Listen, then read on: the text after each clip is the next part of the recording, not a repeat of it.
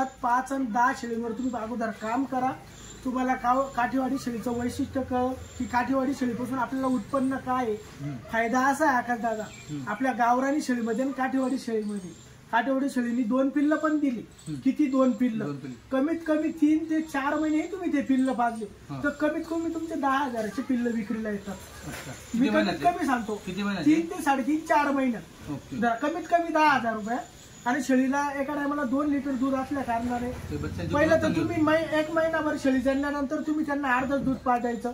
नंतर ते जेव्हा उड्या मारते झाले 3 हप्त्याचे महिन्यानंतर तुम्ही पूर्ण दूध सकाळ संध्याकाळ पाजा।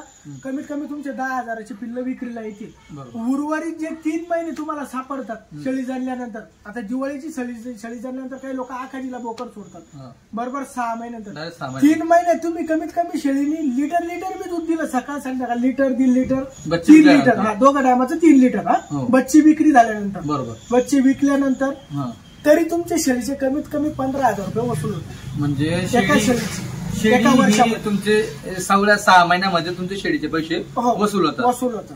काही लोक काय म्हणतात की बुवा आम्ही पहिला चारा जमा करू, मुरघा असेल मेथी घास आहे शेवरीचा पाला आहे यांचं तसं काही नाही। एकदम दगडफोड म्हणजे रानटी शेळी म्हणायला एकदम रानटी शेळी बरोबर। तुम्ही जिकडे हिला टाकशाल तिकडे ती चारा खायला लटकून देईल।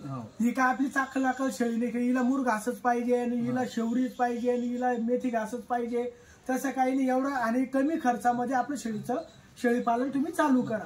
आता काही लोक जास्तीत जास्त मी अगोदरही सांगितलं शेडमध्ये जास्त पैसा टाकायचा नाही त्याचं कारण की कॉन्क्रीट केल्यावर शेळीला त्रास होतो खाली बसताना, हे मला एक सांगायचंय बरोबर। जेव्हा शेळी आपल्या काठीवाडी शेळीचा कास असतो मोठा, जेव्हा शेळी आपली तोलावर येते किंवा शेळी जेव्हा जणती मग शेळीला जर शेळी खाली बसल्यानंतर तो कोबा असतो शिमिटाचा, तो शेळीचा कास कडक म्हणजे ते दूध गळायला सुरुवात होऊन जाते। मग लोकांचं दूध गळतं, अरे बाबा तू अगोदर ते नीट कर मुरमट जागा कर। आता आम्ही का बरं बनवलं नाही, आम्ही तर किती सुंदर शेड बनवू शकतो बरोबर आहे की नाही। आमच्या शेळ्या आल्यानंतर पण नाही चालत त्यांना, कारण अहो त्या माणसाला पाणी प्यायला सुद्धा फुरसत नाही राहत। एकही शेळी गाडीमध्ये बसू देत नाही, एकही शेळी ड्रायव्हरने जर कधी ब्रेकही मारला तरी धनाधन शेळ्या लगे उभ्या करावं लागतात।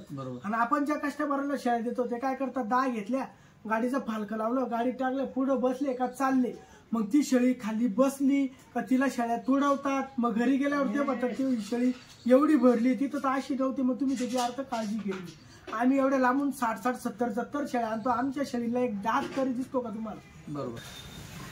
नमस्कार मित्रांनो मागील 2.5 वर्षापासून मी काठीवाडी शेळींवरती काम करतोय। म्हणजे आपल्या चॅनलवरती काठीवाडी शेळींना मी भरपूर प्रमाणावरती त्यांचं एक कस्टमरांपर्यंत किंवा शेतकऱ्यांपर्यंत किंवा शेळी पालकांपर्यंत काठीवाडी शेळीबद्दल जे महत्व आहे हे मी मागील 2-2.5 वर्षापासून मी तुम्हाला दाखवतोय।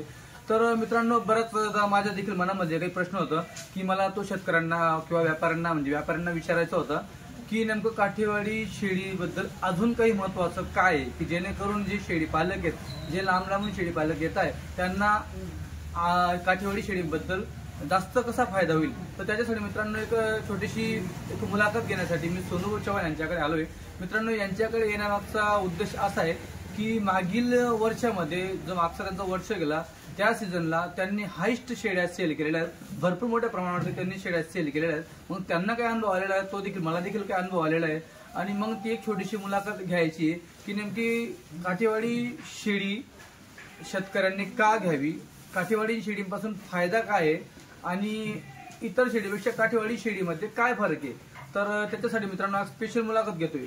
आपण नेहमीच सोनू चव्हाण यांची जी गाडी येते यांची मुलाखत नेहमी आपण घेत असतो, पण त्यावेळेस कसं असतं कस्टमर त्यांच्याकडे भरपूर असतं, त्यामुळे त्यांना देखील तेवढा पुरेसा टाइम भेटत नाही आपल्याला टाइम देण्यासाठी, कारण की अर्धा-पाऊण तास सौद्यामध्ये म्हणा किंवा मग शेळ्या दाखवण्यामध्ये चालला जातो, तर आपल्याला पाहिजे तसा टाइम भेटत नाही। म्हटलं मग चला आज तुमच्यासाठी थोडा टाइम काढून त्यांच्याकडे आलेलो आहे। पावसाचं वातावरण होतं, मग शेळ्या देखील त्यांचे सेल झालेले आहेत, 2-4 असतील काही, ते पण तुम्हाला दाखवूच।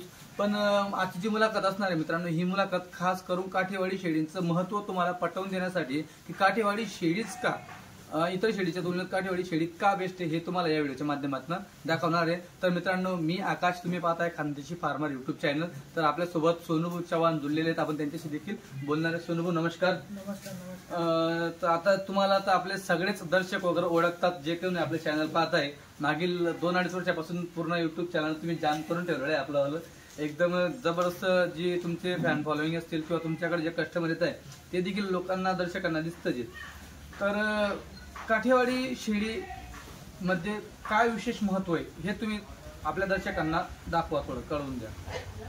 सर्वात प्रथम मी आपल्या चॅनल मार्फत पाहणाऱ्यांना सर्वांना जय महाराष्ट्र करतो. आणि जे आपल्या चॅनलवर जेवढे लोक आपले व्हिडिओ बघतात आकाश दादा, की आता काठवाडी शेळीबद्दल आपल्याला माहिती द्यायची की बा काठवाडी शेळीचं वर्चस्व काय, हो आम्ही कसं आणतो, काय करतो, कोणाला देतो, कसं खाऊ घातलं पाहिजे, कसं शेळी पालन कसं केलं पाहिजे, या विषयावर आपल्याला चर्चा करायची. बरोबर. सुनू, सगळ्यात अगोदर तुम्ही जी काठीवाडी शेळी आणता हे मला माहिती कशी आणता, कशी खरेदी होते, माझ्यापर्यंत व्हिडिओ देखील येतात.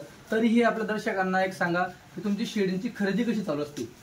आपल्या शेळींची खरेदी आकाश दादा, आता माझे वडील इथून जातात, जायला 2 दिवस लागतात. अच्छा. 2 दिवस गेल्यानंतर ते जंगलात जातात. आमचा दलाल आहे तिथं, तो आम्हाला माल खरेदी करून देतो. बरोबर. मग तिथं गेल्यानंतर ते जंगलात खरेदी करतात. आता प्रत्येक शेळी पालकापाशी कोणापाशी 100 शेळी राहते, कोणापाशी 150 राहते, कोणापाशी 200 राहते. मग आम्हाला ज्या शेळ्या चॉईस झाल्यात, ज्या शेळ्या आम्हाला आवडल्या त्या शेळींचा आम्ही सौदा करत असतो तिथे जंगलात. म्हणजे मित्रांनो, त्या भागामध्ये बाजार नाही आहेत, हे जे व्यापारी आहेत हे जंगलामध्ये जाऊन किंवा त्यांच्या घरी जाऊन सौदे वगैरे करत असतात. तिकडे तरी सौदा किंवा शेळ्या जमवण्यासाठी किती वेळ लागतो, किती दिवस लागतात तुम्हाला? एक 70 शेळीची तुम्ही गाडी जमवता तर किती दिवस लागतात तरी? 70 शेळींची जर कधी गाडी आपल्याला पूर्ण माल घेपर्यंत कमीत कमी 5 ते 6 दिवस लागतात. 5 ते 6 दिवस. हो, 5 ते 6. कारण की आमची जी खरेदी, माझी जरी जी खरेदी, माझे वडील स्वतः जातात खरेदीला, तर प्रत्येक दिवसात ते जास्तीत जास्त 10 शेळ्या घेतात फक्त. किती? 10. कारण की ते 10 लोकांकडे जातात दिवसातनं, 10 शेळी पालनांकडे जातात ते. पण खरेदी त्यांना जी माल पसंत होईल तोच माल ते घेत असतात, असा विषय. अच्छा अच्छा. आता जे आपल्याला पसंत नाही तर आपण डायरेक्ट सांगतो आम्हाला हे माल पसंत. बरोबर बरोबर. ओके. तर मित्रांनो, खरेदी कशी चालते तुम्हाला पाहायला भेटलं. आता समजा मग तुम्ही जी खरेदी करताय, आता 10 शेळ्या तुम्ही 10 शेळ्या समजा घेतल्या, एक उदाहरण असं झालं, तुमच्या 100 समथिंगच्या असतील त्या 70 शेळ्या, मग त्यांची वाहतूक कशी करतात तिकडे? वाहतूक आम्ही संपूर्ण आमचं गाडीचं माप झालं 65, 70, 75 अशा शेळ्या खरेदी झाल्यानंतर आम्ही पिकअप गाडी लावतो तिथं. म्हणजे आता पिकअप गाडी लावल्यानंतर प्रत्येक खेडोपाड्यातल्या शेळ्या एका जागेवर जमा करतो अगोदर आम्ही. मग आम्ही मोठी गाडी बोलवतो, आपल्या आईसर येतीच मोठी गाडी. बरोबर. मग ती पूर्ण शेळ्या एका जागेवर जमा करून मग मोठी गाडी लोड करत असतो आपण. हो. मग डोंगरात आता या 4 महिने कंटिन्यू डोंगरातच शेळ्या राहतात तिकडं. भावनगर क्वालिटी म्हणजे डोंगरातल्या शेळ्या. आणि काठीवाडी शेळी म्हणल्यानंतर तुम्ही तिला कुठेही टाका. हो. तुम्ही आता ते लोक 4 महिने पावसाळ्यात राहतात तरी शेळीला इतकी ताकद आहे, इतकी कॅपॅसिटी काठवडी शेळीची, लई दमदार शेळी. काठवडी शेळी सारखी म्हणजे शेळी पाहिली नाही दुसरी. बरोबर. आता लोक कोणी म्हणतं, ज्याचा प्रश्न कोणी म्हणतं बिट्टल आहे, सोजत आहे, शिरोई आहे, जमनापुरी आहे, तोतापुरी आहे, पण काठीवाडी शेळीची बरबरी करायची नाही त्या शेळीने. हो. हिवाळ्यामध्ये सुद्धा ते लोक 4-4 महिने रानांमध्ये बसतात.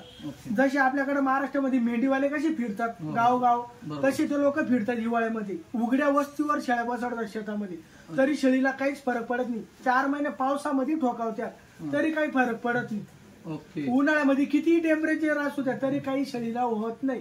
जेणेकरून जर कधी म्हणजे आता कदाचित जर कधी तिला दुखणं आलं तर त्याला पर्याय नाही, माणसाची गॅरंटी नाही. बरोबर ना. आज जर कधी मला दुखणं आलं तर कुठं घेऊन जाईल ते भरोसा नाही, तर शेळीचा काय गॅरंटी बॉस. बरोबर. हो. मित्रांनो, माझ्या मनात होतं की यांना विचारायचं होतं की नेमकं तिकडे ते लोक कसं शेळी पालन करताय हे विचारायचं होतं. तरी त्यांनी बऱ्यापैकी आपल्याला सांगून दिलं शेळी पालन कसे करतात. तरीही एका व्यक्तीकडे तिकडे किती शेळ्या असतात? एका व्यक्तीकडे त्याची परिस्थिती पाहून कोणाकडे 50 राहतात, कोणाकडे 100 राहतात, कोणाकडे 150 राहतात. ओके. आणि जसं आपल्या भागामध्ये मेंढपाळ आहेत तसेच तिकडे हे लोक आहेत का? सेम तसेच मेंढपाळ. ओके. आता आपल्याकडे काय होतं माहिती का, बरं लोक जे येत आहे कोणी जसं पुणे, कोल्हापूर, सांगली, सातारा, पूर्ण म्हणजे जवळपास मित्रांनो अर्ध्यापेक्षा जास्त महाराष्ट्र काठीवाडी शेळी घेण्यासाठी 40गाव मध्ये येऊन गेलेले आणि 40गाव पाहून गेलेले. तर ह्या लोकांचं कसं आहे, थोडं मॉडर्न टाईप शेळी पालन करताय. तर यांना तुम्ही काय सांगू शकता की या शेळीला तशी आवश्यकता आहे का, तसं करायला पाहिजे का, नाही केलं तरी चालेल? आता काही लोक काय करतात आकाश दादा, जास्तीत जास्त माल घेणं कमी आणि खर्च जास्त करतात कुठं शेड बनवण्यामध्ये. अच्छा, माल कमी घ्यायचा पण शेड मध्ये जास्त पैसे टाकतात, ते नाही करायला पाहिजे एवढं. तुम्हाला मी साधन सरळ उदाहरण देतो. आता आम्ही त्यांच्यापेक्षा ते तर 10 घेऊन जातात, पण आमच्याकडे दर आठवड्याला 70 शेळीचं मार्केट, बरोबर, दर आठवड्याला 70. महिन्यामध्ये किती शेळी विकतो आम्ही? कमीत कमी आम्ही महिन्यामध्ये कमीत कमी 200-250 शेळी विकतो, बरोबर. पण आता आमचं एकदम साधा आणि सोपं. बरोबर. खाली बघून घ्या तुम्ही, कॉन्क्रीट केलेलं नाहीये, बरोबर. वर शेड आहे, पत्राचं शेड केलंय, खाली कॉन्क्रीट नाही, फक्त 2 गव्हाणी बनवलंय, बरोबर. गव्हाणींमध्ये मी भुईमुगाचा पाला असतो माझ्याकडं, हो, आणि सगळ्यात जास्त खाद्य असेल तर माझा लिंबाचा पाला, हो, लिंबाचा पाला शेळीला खाऊ घालतो आम्ही घरी. पाणी पावसामध्ये खाद्यावर विषय निघाला तर गुजरातमध्ये या शेळ्या काय खातात? आता गुजरातमध्ये जी आपली महाराष्ट्रामध्ये, आता आपण कुठल्या रोडाला चाललोय किंवा कुठल्या पांदीला चाललो, जसं आपल्याकडे खानपान आहे, एलटे, बोराट्या, बाबळींचा पाला, म्हणजे जे आपल्या जंगलात, ही शेळी इतकी दगडफोड आहे खायच्या बाबतीत. तुम्ही तिला मेंढीमध्ये टाका तरी खाली गवत खाईल. अच्छा अच्छा, गवत सुद्धा खाऊ शकते ती खाली, एवढी कॅपॅसिटी. खायच्या बाबतीत हिचा नाखळपणा अजिबात नाही, बरोबर. तुम्हाला बिट्टल, सोजत, तोतापुरी त्या तरी तुम्हाला नाखळपणा करतील खायच्या बाबतीत, पण काठेवाडी शेळीमध्ये आपला शब्द आहे, तुम्ही ही शेळीला काही खावाडा, शेळी बिंदास खाईल. मित्रांनो, नॉर्मली शेळीबद्दल जो माझा अनुभव आहे तो कसा आहे की जी गावरानी शेळी असते ही निंबाचा पाला फक्त उन्हाळ्यातच खाते. का बरं? कारण की तिला पर्याय नसतो म्हणून ती उन्हाळ्यात निंबाचा पाला खाते, आणि त्यावेळेस तिला तो जो पाला आहे तो कदाचित थोडा गोड पण लागत असेल. पण ही शेळी असं आहे, तुम्ही बघत असाल की पावसाळा असून सुद्धा निंबाचा पाला सगळीकडे चारा आता उपलब्ध झालेला आहे, तरीही पावसाळा असून सुद्धा निंबाचा जो पाला आहे हा एकदम फोडून सगळा चारा जो संपूर्ण खाते, हे तुम्हाला इथे बघायला भेटते. दुसरं म्हणजे असं शेळीचं असे, आता गावरानी शेळींचा समजा 10 शेळ्या आहेत उभा आहे, 10 शेळींजवळ जो काही चारा टाकलेला असेल किंवा पाला टाकलेला असेल, तर ते खात असताना जर एका शेळी काही दुसरं खात असेल तर तिला असं वाटतं की तिकडे काय खाते, तर तिची ढूक तिकडे असते की तिचा पड तिकडे असतो. मित्रांनो, हे तुम्हाला तिकडे बघायला भेटेल गावरानी शेळीमध्ये, तो इकडे बघायला नाही भेटत. हा एक फरक असतो मित्रांनो.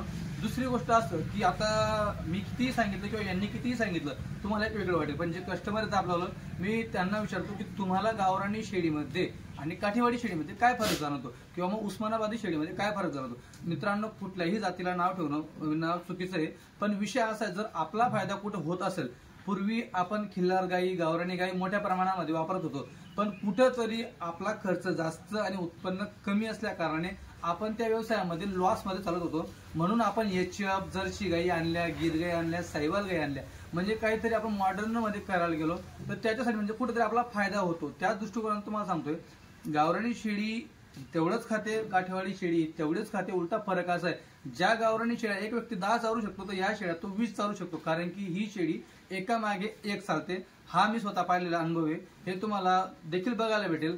जर पूर्ण गाडी जरी उतरली तर एका शेळीचा कान धरला तर तिच्या मागे संपूर्ण शेळ्या मित्रांनो यात चालत जातात. हे तुम्हाला बघायला भेटलेलं आपल्या व्हिडिओच्या माध्यमातून. जर तुम्ही कोणी नवीन नसाल तर व्हिडिओ मध्ये भरपूर आपले व्हिडिओ आपल्या चॅनलवरती, तुम्ही संपूर्ण व्हिडिओ बघा, तुम्हाला बघायला भेटेल की ही शेळीची जात कशी आहे. दुसरी गोष्ट मित्रांनो, दुधासाठी गुजरात म्हटल्यावर गुजरातची धरती अशी की तिचं प्रत्येक जनावराला दूध भरपूर आहे. आता काठवाडी बकरी सोडा, काठवाडी गाय असेल, तिकडे कांक्रेज गाय असेल, गीर म्हैस असेल, जाफराबादी म्हैस असेल, मित्रांनो सगळ्या जनावरांना तिकडे दूध आहे आणि गुजरातच्या धरतीला दूध देखील भरपूर आहे. राहिली गोष्ट वातावरणाची, तर जे गुजरातचं वातावरण आहे, गुजरात आणि महाराष्ट्र हे जवळ राज्य असल्या कारणाने कुठलाही वातावरणाचा फरक पाहिजे तसा पडत नाही. एका वेळेस तुम्ही राजस्थानची शेळी आणताय, राजस्थानच्या आणि महाराष्ट्राच्या मध्ये गुजरात पण पडतं एका साईडनं आणि एका साईडनं एमपी पण पडतं, मध्य प्रदेश. त्याच्यामुळे वातावरणामध्ये मित्रांनो तुम्हाला फरक, आणि त्या शेळीला ते वातावरण कदाचित किंवा कधी कधी सूट होत नाही, हे देखील तुम्हाला बघायला भेटणार आहे. मित्रांनो, तुम्ही शेळी पालन करता, बऱ्याचदा मला खूप बोलावं असं वाटतं, पण त्यावेळेस गाडी येते तेव्हा टाइम नसतो, कारण की एवढा विकार असतो, सेल असतो, त्याच्यामुळे बोलायला टाइम भेटत नाही. आज टाइम भेटल्यामुळे तुम्हाला सांगतोय, शेळी ही आपल्या मतानुसार किंवा तुमच्या मतानुसार चालणार नाही. तिला जसं राहायचं ती तसं राहू शकते. तुम्ही म्हणाल की मी तिकडनं आली आणि हिला मी आता दाबून धरू किंवा हिला बंदिस्त धरू, तसं मित्रांनो चालत नाही. तुम्हाला तिला हळूहळू थोडी सवय लावावी लागेल बंदिस्ताची. असं नाही की ती बंदिस्त होणार नाही. ती आज मोकळ्या रानामध्ये मोकळे फिरणारी शेळी आहे. तिला वरती छप्पर नसतं, तिचं जे आकाश जे ढग आहे तेच तिथे छप्पर आहे. खाली जमीन तुम्ही पाहाल तर ती खडका भागामध्ये तिकडे उठणारी बसणारी शेळी आहे. तुम्ही इकडनं घेऊन जातात, तिकडे गेल्यानंतर तिला दाबून देतात एका फार्ममध्ये. मग त्याच्यानंतर मित्रांनो शेळीचं पाणी वगैरे चेंज झालं तर तिला कदाचित आजार वगैरे येऊ शकतो. आपल्यासोबत जरी कोणी केलं असं आपल्याला देखील तसं मित्रांनो त्या गोष्टींना सामोरे जावं लागेल.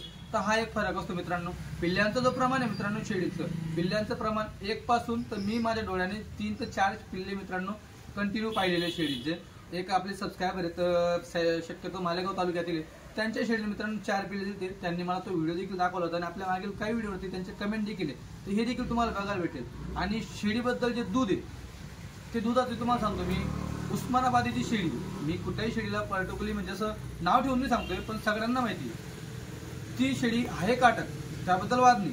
ही पण काटकच आहे, कारण की ही शेळी मित्रांनो कुठल्याही फार्मवरती राहत नाही. तिकडे डायरेक्ट जंगलामध्ये जसे आपल्या मेंढ्या चरतात. आता पावसाळा जरी असला तरी फुल पाणीमध्ये शेळ्या झोडपल्या जातील एवढ्या पाणीमध्ये शेळ्या उभ्या असतात आणि तरीही मित्रांनो तग धरत असतात शेळ्या, एवढी याच्यामध्ये कॅपॅसिटी आहे. तर ही गोष्टी उस्मानाबादी शेळ्या दूध कमी भरपूर, म्हणून कुठेतरी त्या भागातील जे लोक आहेत, जसं जालना असेल, औरंगाबाद असेल, परभणी असेल, त्याच्यानंतर मित्रांनो पुणे, नगर, भरपूर कोल्हापूर, सोलापूर, एवढंच नाही मित्रांनो, तर आपल्या चॅनलमार्फत कर्नाटकमध्ये शंकेश्वर, विजापूर ह्या भागात देखील खूप मोठ्या प्रमाणात बेळगाव हा भरपूर मित्रांनो शेळ्या गेलेल्या आहेत. आणि सगळ्या भागामध्ये शेळ्या चरतात. आता तुम्ही मला बऱ्याचदा सांगतात कमेंटमध्ये की आकाश भाऊ शेतकऱ्यांचे नंबर घ्या. मित्रांनो आता मी स्वतः एक शेतकरीचे मुलगा आहे, तर मी शेळ्या घेऊन गेलो, कदाचित मला अनुभव नसेल, त्यावेळी जर माझ्याकडे शेळींना काही प्रॉब्लेम आला तर मी स्वतः माझी चूक सांगणार नाही. मी काय म्हणत की नाही शेळी ही चुकीची आहे. ह्या कारणामुळे मित्रांनो भरपूर ठिकाणी आता मागे ज्या राजस्थानच्या शेळ्या यायच्या, आपलं शेळी पालन कुठं चुकायचं, मग आपण त्या शेळींना म्हणायचो की नाही ही खोलपाटी शेळी आपल्याकडे टिकत नाही किंवा अमुक शेळी आपल्याकडे टिकत नाही. असं मित्रांनो प्रॉब्लेम असतो. म्हणून मी शेतकऱ्यांचा नंबर घेत नाही, कारण की जर तुम्ही पॉझिटिव्ह असाल, तुम्ही त्या गोष्टी करू शकणार असाल, तर मग तुम्ही त्यांना फोन लावून डिमोटिव्ह होण्यापेक्षा मी त्यांचा नंबरच घेत नाही. ही सगळ्यात महत्वाची गोष्ट आहे. आणि जर तुम्हाला वाटतंय की ही शेळी टिकते का, दगवते का, आता माझी चॅनलची गोष्ट ठीक आहे 2-2.5 वर्षापासून आहे, पण हे लोकांचा जो व्यवसाय आहे जवळपास 25-30 वर्षापासून व्यापार करताय आणि इकडे शेळ्या आणताय. फरक फक्त एवढा आहे, आता लांबून कस्टमर येत आहे, शेळ्या घेऊन जात आहे. तरीही तुम्ही सोनूच्या याच्यावरती कमेंट असते बरोबर, मी त्यांना विचारतो, सोनूभाऊ आपल्या चॅनलवरती कमेंट असते नेहमीच की सोनूभाऊ तुमच्या किमती हायस्ट आहेत, तर याच्याबद्दल तुम्ही काय सांगाल?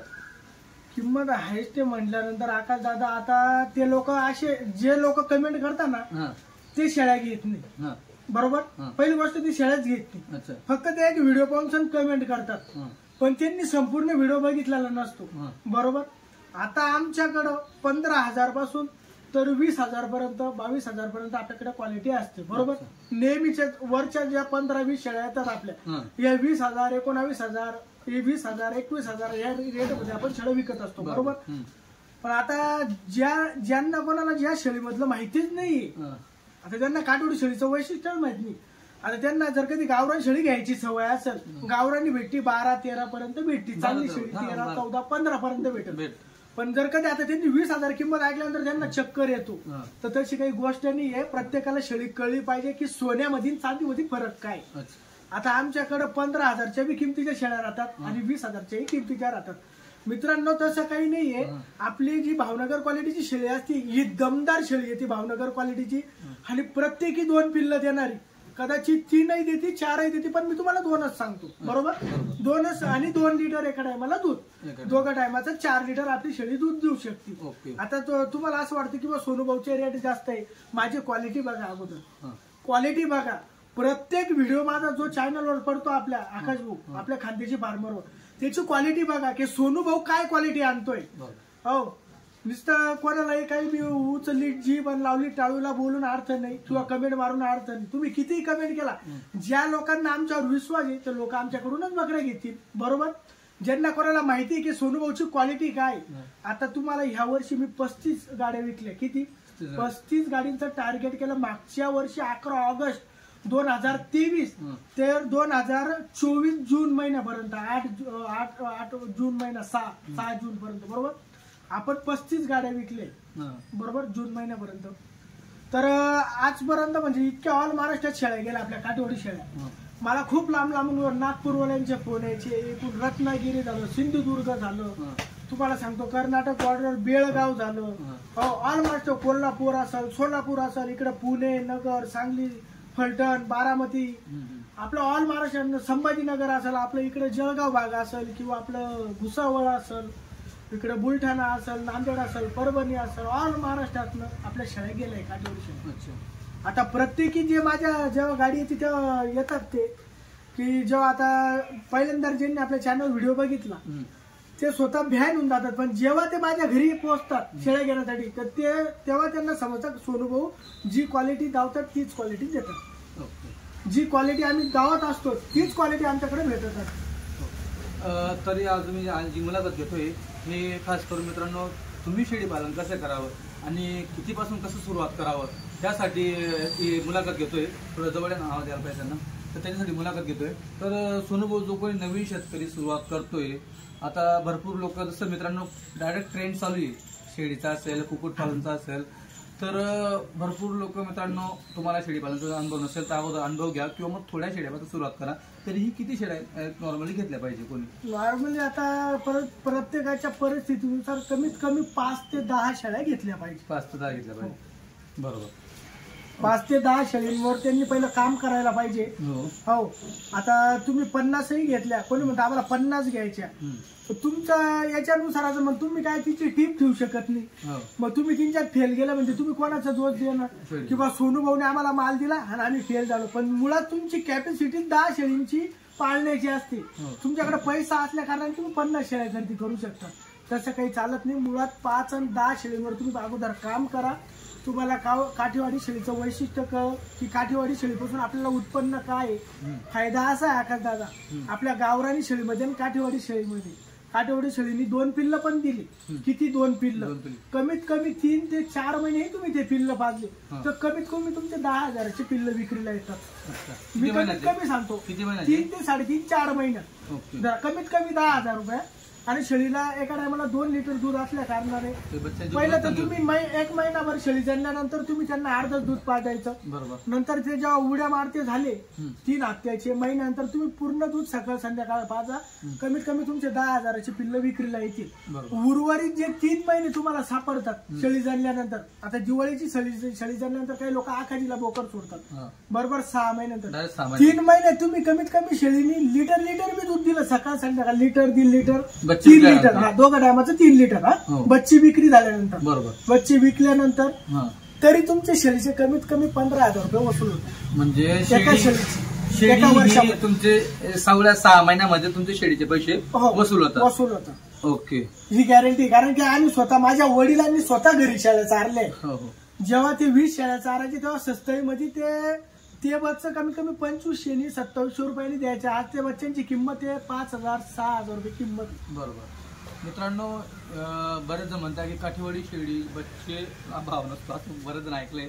पण यांच्याकडे तुम्ही बच्चे पाहिले किंवा बाजारात जर तुम्ही गेले काठीवाडी शेळीचे बच्चे पाहायला तर तुम्हाला दुधाचं बच्चं 2,000 ते 2,500 पर्यंत इथं बघा. वल्ल बच्चा आपल्याकडे शेळीत जणल्यानंतर आपल्या भागामध्ये 40गाव मध्ये कमीत कमी 2,000चं पिल्ल विकले. 2,000चं पिल्ल विकलं जातं एक 4-5 दिवसाचं. 4-5 दिवसाचं एक पिल्ल. तर इकडे कसं असतं मित्रांनो, ह्या भागामध्ये जी काठीवाडी शेळीचं जे दूध आहे हे दूध फॅट वरती डेअरीवाल्यांना दिलं जातं. जर समजा तुमच्या भागामध्ये एखाद्या डेअरीवाल्याला विचारा की काठीवाडी शेळीचं दूध घेशील का बाबा, तो जर म्हणाल हो फॅट वरती जातो. मित्रांनो, मोठी डेअरी असते त्या डेअरीमध्ये काठीवाडी शेळीचं दूध सपून जातं, काही टेन्शन नाही. आणि हिचा जो फॅट आहे मित्रांनो हा एचएफ गाईपेक्षा जास्त बसतो. हिचा फॅट एसएनएफ जी गोष्ट ही तिच्यापेक्षा जास्त बसतं, म्हणून हिच्या दुधाला तिच्यापेक्षा 2-3 रुपया भाव जास्त असतो. हा, बाकी गावराणीच्या बरोबरीला किंवा गिरच्या बरोबरीला हिचा फॅट मित्रांनो लागत असतो. ह्या देखील मी काही व्हिडिओ शेतकऱ्यांचे घेतलेले आहेत, पावत्या वगैरे त्यांच्या तिथं देखील मी दाखवलेले आहेत. तर फक्त पावतीवर ते असं असतं, शेळीनं दाखवतात गाय आणि म्हैस, 2च भाव रेट ते दाखवत असतात. तर त्यानुसार मित्रांनो फॅट वगैरे लागतो. आणि जर समजा तुमच्या भागामध्ये लिटर किंवा पिलर दूध चालू आहे ठीक आहे तर योग्य आहे, मग जो गायचा किंवा म्हशीचा आम्ही त्याच्यामध्ये तुम्हाला हे दूध मित्रांनो विकलं जाईल. आता जर समजा एखादी शेतकरी म्हणतोय, आता जर समजा मी शेतकरी आहे, माझी शेती वगैरे नाही माझ्याजवळ, पण तरी म्हटलं मी 10 शेळी घेऊ, तिच्यापासून दुधाला व्यवसाय करू, तर कसं काय असेल, म्हणजे तुमचा अनुभव सांगा कसं त्याने करायला पाहिजे. 10 शेळींपासून त्यांनी 10 शेळ्या घ्यायच्या. दुधाचा व्यवसाय जर कधी करायचा राहिला बरोबर तर शेळ्या त्यांना मोकळ्या चारावं लागेल, बरोबर. त्यांना खुराक लागल. खुराक म्हणजे सगळं सरकी पेंड आहे. आता हे बघा आपल्या ते तिथं पोते भरलेले आहे. मी तुम्हाला दावतो ढेप, बरोबर बारीक ढेप आणायची मी दाखवून दिलो, काही टेन्शन मी दाखवून तर मग आम्ही सरकी पेंड आणतो आकाश दादा. आता काही लोक काय करतात, मशीनची ढेप शेळीला चालतात, बरोबर. तर तसं चालत नाही. तुम्ही जर कधी एवढी जाड शेळी खाऊच शकत नाही. शेळीचं जबडं एवढं, म्हशीचं जबडं एवढं राहतं. आम्ही बारीक पतली ढेप आणतो, जी आपली याची राहते दूध मक्खनची ढेप म्हणतो तिला. हो, ती ढेप आम्ही खाऊ घालतो. आणि जनेल शेळीला मक्का खाऊ घातल्याने शेळी दुधाला वगळतो मक्का. हो. आणि आता मला सांगायचं असं आहे अजून की बा आता आपण जे कस्टमर आपल्याकडे येत आहेत त्यांच्या गावात जर कधी दुधाला भाव असेल, नुसतं दुधाला भाव जर कधी असेल किंवा डेअरी असेल, अगोदर त्यांनी विचारपूस करावी. तर त्यांनी दुधाच्या शेळ्या घेतल्या तरी त्यांना परवडतील. अजून 1 महिन्यानंतर पुढच्या महिन्यापासून आपल्याकडे जनेल शेळ्या चालू होतील. आता सध्या महिना 1.5 महिना आपल्याकडे गाभण शेळ्या होतील.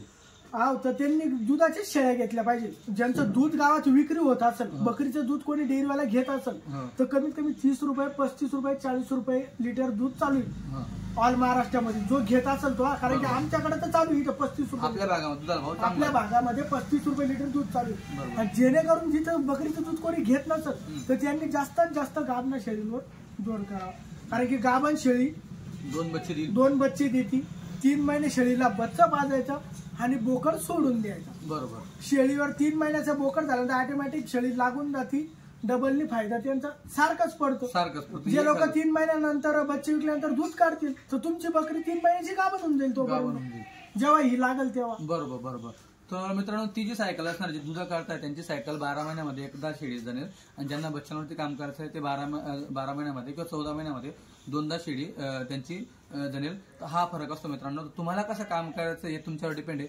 जर समजा तुमच्या तिकडे उस्मानाबादी शेळी 3-3, 4-4 पिल्ले देतात हे तुम्हाला माहिती, पण दूध नसतात, तर मग तुम्ही ही शेळी घेऊन गेलं, त्यांची पिल्ले यांना लावा, काही टेन्शन नाही मित्रांनो. मेंढीची देखील पिल्ले ही शेळी पाचते. एवढं याची आमच्याकडे ऑलरेडी जेव्हा आमचा दसऱ्यापासून जेव्हा जनेल शेळ्या सुरुवात होती, आमचे लखमापूरचे धनगरे, आमचे साहेबू सोनवणे असेल, बरेच माझे कस्टमर आहे आमचे धनगर, अक्षरची काठीवाडी शेळी मेंढीचे बच्चे पाजतात. बरोबर. कारण की त्यांचं म्हणणं असं आहे की शेळीला बच्चं पाजल्यानंतर आमचा डबलने फायदा होतो. की आमचं जे कोकरू आहे आमच्या मेंढीच्या दुधावर त्याचं पोट भरत नाही. आपल्या काठीवाडी शेळीला पाजल्यानंतर आमचा डबलने फायदा होतो. कमीत कमी जे कोकरू आज 6-7 हजार विकत ते आम्ही 10-11 हजारला विकतो. असं त्यांचं म्हणणं. हो, ते दरवर्षी माझ्याकडे तुम्ही बघा.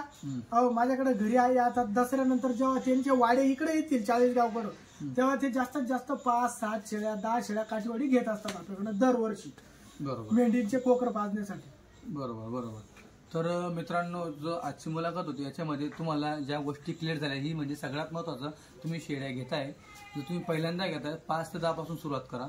दुसरी गोष्ट म्हणजे अशी की असंही कुठलंही मॅनेटरी नाही की तुम्ही एकदम प्रॉपर शेड बनवा किंवा काही बनवा. या शेड्या तिकडे ओपन बिंदास राहतात.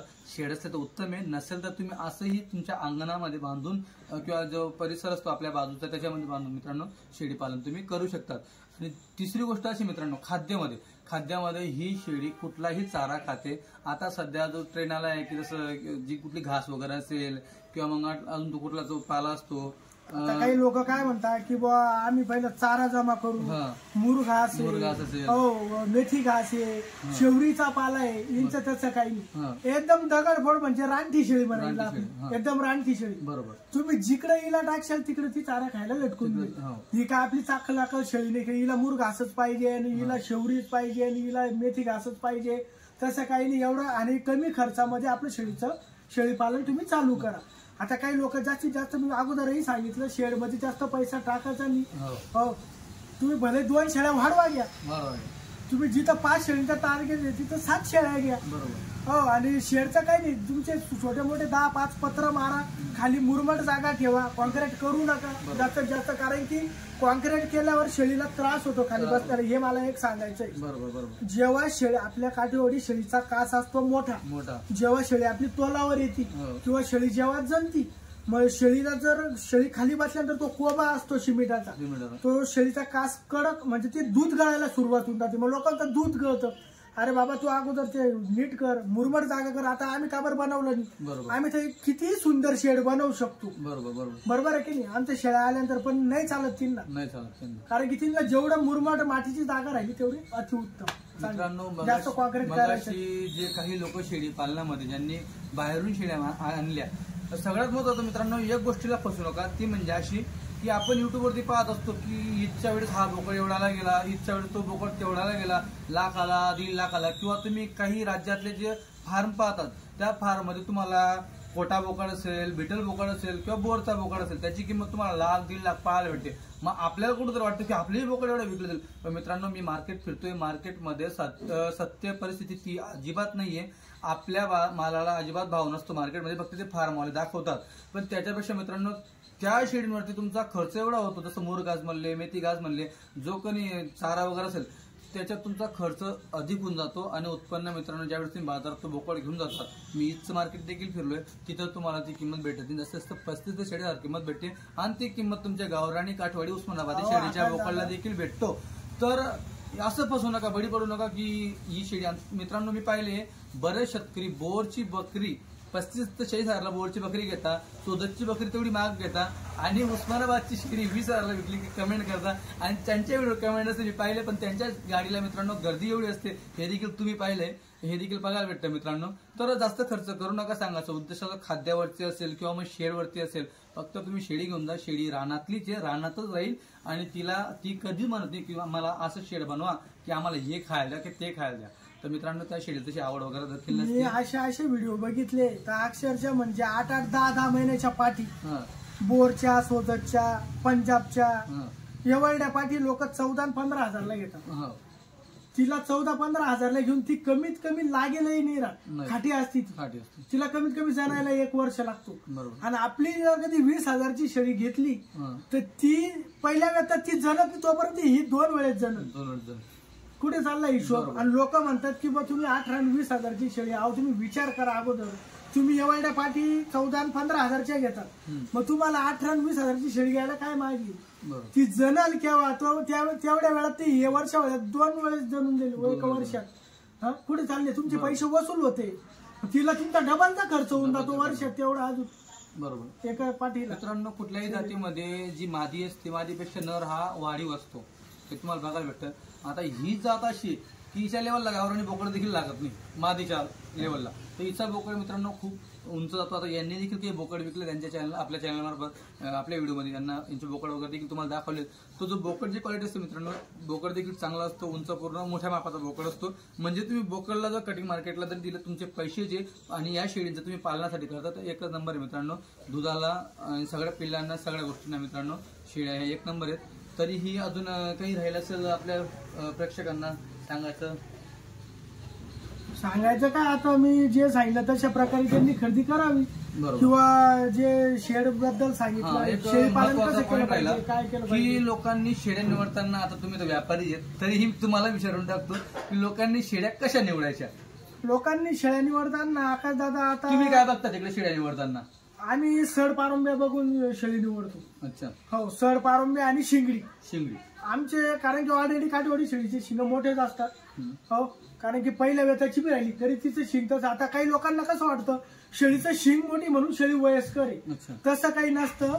शेळीची, काठवाडी शेळीची तुम्ही पहिल्या वेताची बी घेतली, दुसरी बी घेतली, तिसरी बी घेतली, शिंगडी तशीच येणार आहेत. आणि सड पारंब्या बघून शेळी घेतली पाहिजे. 4थ्या ते 5व्या याच्यात शेळी जेव्हा 4थ्या-5व्या वेतात येते तेव्हा शेळीचे सड लांब लचक येतात, बरोबर. आणि जेव्हा शेळी 2ऱ्या-3ऱ्या येतात येते तेव्हा शेळीचे सड थोडे व्यवस्थित मध्यम याच्यात असतात. मग काही लोक म्हणतात एवढी लांब याची शेळी नको होत आम्हाला. शेळी 14 जापे देते. हो, 14 जापे देते, तर शेळीला कुठलाच प्रॉब्लेम नाही. जी आमच्याकडची शेळी येते 1ल्या, 2ऱ्या, 3ऱ्या, 4थ्या, 5व्या येतापर्यंत येत नाही, 5व्यापर्यंत, पण 4थ्यापर्यंत मी तुम्हाला सांगतो. पण शेळी माझ्याकडची शेळी घेतल्यानंतर 10 वर्ष विकायचं काम नाही कस्टमर.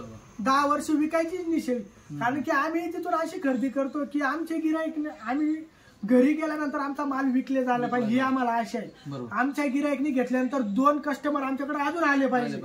आता जर कधी माझ्याकडे नांदेडचं गिराईक आलं तर मी जर कधी त्यांना 10 शेळ्या चांगल्या दिल्या तर ते माझ्याकडे 2 कस्टमर पाठवतील, हीच मला अपेक्षा आहे, दुसरं काहीच नाही. येताना शेळी पालन, येताना तुम्ही तिकडून गाड्या घेऊन येत जा, किंवा तुम्हाला 40गाव मधूनही आपण गाड्या लावून देत जाऊ, गाडीचा काही विषय नाही. पण 5 ते 10 शेळींवर काम करा आणि अशी क्वालिटी घेत जा. बरोबर. शिगडी वगैरे पाहून सडपारंब्या पाहून. जसं बोललो मगाशी जो शेळीचा ट्रेंड होता, आता दात पूर्वी फक्त बैलांच्या आणि बैलांचेच फक्त बैलांचे दात काठीवाडी शेळीमध्ये असं आहे आता दादा, जी शेळी पहिल्या वेतात नुसती म्हणजे फळते का काही वेळेस ती सुद्धा 4 दात असते. कारण की ते लोक तिकडे 2-2 वर्ष बोकड सोडत. मग आपण म्हणतो की बाई हे एवढं मोठं माप कसं काय येतं, तर आपल्याकडचा भाग असा आहे, आपल्याकडे खांड राहतं, खांडामध्ये एवढेही बोकड लागले का ती शेळीची हाईट थांबून जाते. तिथं तसं नाही, ते लोक 4 दात 2 दाताच्या वरच कमीत कमी 1.5 ते 2 वर्ष पाळल्यानंतर बोकड सोडतात. म्हणून या शेळ्या एवढ्या लंगार येतात, एवढ्या मोठ्या मापाच्या लांब लचक शेळ्या येतात एकदम. बरोबर. बोकड सोडताना काठेवाडी शेळीवर 1.5 वर्षानंतर बोकड सोडला पाहिजे. मित्रांनो, ते लोकांचं शेळी पालन असं आहे की त्यांच्या कळपामध्ये बोकड तुम्हाला पाहायला भेटणार नाही. त्यांचा बोकड घरी असतो आणि शेळ्या सगळ्या रानामध्ये असतात. आपल्या भागामध्ये काय असतं, सगळ्या गावामध्ये तो बोकड 4-5 असतात, शेळ्या असतात. मग त्या शेळ्या केव्हाही लागतात, केव्हाही त्यांचा एक सायकल नसते. आता तुम्ही मगाशी 3 महिन्यापूर्वीपासून जे व्हिडिओ पाहताय, 3 महिने अगोदरचे, तुम्हाला कच्च्या शेळ्या पाहायला भेटल्या असतील. आता कुठं शेळ्या तोलावर येत आहे, म्हणजे एक सायकल असतं गुजरातमध्ये मित्रांनो, की यांच्या शेळ्या याच महिन्यामध्ये तोलावर असतील, याच महिन्यामध्ये जनलेल्या असतील आणि याच महिन्यामध्ये खाली असतील. तर हे तुम्हाला तिकडे मित्रांनो बघायला भेटेल. ते लोक जरी मित्रांनो शेळी पालनामध्ये किंवा शिक्षणाच्या बाबतीमध्ये थोडं हे असतील, पण ते शेळी पालनामध्ये मित्रांनो त्यांची PhD झालेली आहे. तर आपल्याला देखील मित्रांनो ह्या गोष्टी बघायचं महत्वाचं आहे. आपण कितीही शिकलो पण शेळी ही आपल्या मताप्रमाणे चालणार, ही तिच्या मताप्रमाणे चालेल. तिला कसं राहायचं, तिला कसं जगायचं हे तिच्यावर अवलंबून आहे. आणि सगळ्यात महत्त्वाचं तुम्हाला एकच सांगणं आहे, आता सुद्धा तुम्ही शेळ्या आणतात गाडीमध्ये, तर तुम्ही शेळ्या कशा पद्धतीने आणता हे सगळ्यात महत्वाचं. कारण की लोकांची चूक कुठे होते, इथून शेळ्या घेऊन जातात आणि प्रवासामध्ये कुठंतरी लोकांकडनं चूक होते, तर ते काबरं होते. प्रवासामध्ये आता ते लोक काळजी घेत नाही. आता जशी आम्ही काळजी घेतो, आम्ही जिथून मोठी गाडी लोड केल्यानंतर आमचा एक माणूस असतो स्पेशल माग, तर त्याला आम्ही 5-6 हजार रुपये देतो आम्ही बरोबर. एका 17-18 तासाची 17-18 तास मिनिमम लागतात. आणि जर कधी ट्रॉफिक मध्ये सापडली तर 22-23 तास पण लागतात आपल्या गाडीला. पण 17-18 तास कुठे गेले तर तो माणूस, तुम्ही त्याची जर कधी हालत बघितली इथं आल्यानंतर, तुम्ही स्वतः बघितलंय, मंगा येतो आपला. अहो, त्या माणसाला पाणी प्यायला सुद्धा फुरसत नाही राहत. एकही शेळी गाडीमध्ये बसू देत नाही. एकही शेळी ड्रायव्हरने जर कधी ब्रेकही मारला तरी धनाधन शेळ्या लगे उभ्या करावं लागतात.